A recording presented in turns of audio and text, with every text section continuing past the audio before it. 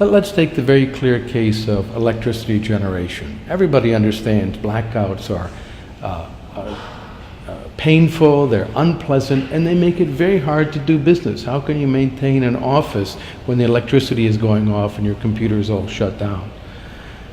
What can be done to address that? Well, one thing is to open the market to competition. Allow other people to produce electricity and feed it into the grid.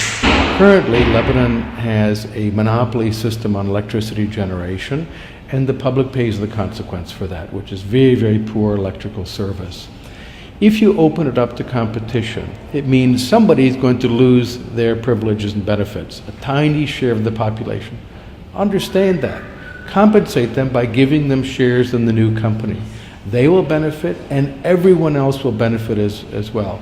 But when you continue privileges over a long period of time, there's no additional benefit to the holders of the privilege, but there are huge costs to all the rest of the population. So there are ways to identify those people and just go ahead and compensate them. In effect, pay them off one time to stop the privilege so the rest of the population can benefit from competition. I think first thing is establish some clear demonstration projects that work and are successful, and show that to the population as a whole. Electricity is such a prime example. Everybody consumes electricity, but many people suffer when the lights turn off. So when you can move to a system where you have 24-hour access to electricity, everyone sees the benefit of that. And the best thing to do is to break up the monopoly currently enjoyed by the state company. Break that up, allow competition, allow other people to produce electricity for the grid, allow there to be competition among those firms, and then privatize the state assets. But the key is not to privatize, the key reform is to liberalize the market and allow competition. Then privatize the state company once you have a competitive market.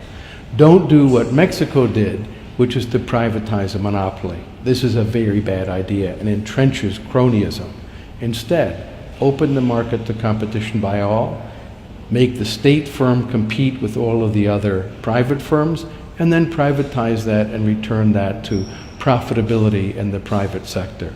That is a path to success. It would generate real benefits for Lebanese people. If you want to set off on the road to successful reform, you need to sit down and think about it systematically. That's why private think tanks have a very important role to play.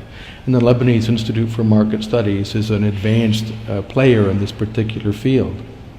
Not only diagnosing the problem, but suggesting positive solutions. And they need to be done in the right sequence. You need to get the laws right to avoid corruption and cronyism and people benefiting from the ignorance of the general public. So that what you need to do is have an informed public discussion, and then set out a menu. And I think LIMS is doing a very good job on this, on electricity and other areas as well. How to establish competitive market in the grid, how to establish competition in electrical generation, and then establish a real market. That is the road to 24-hour electricity without blackouts.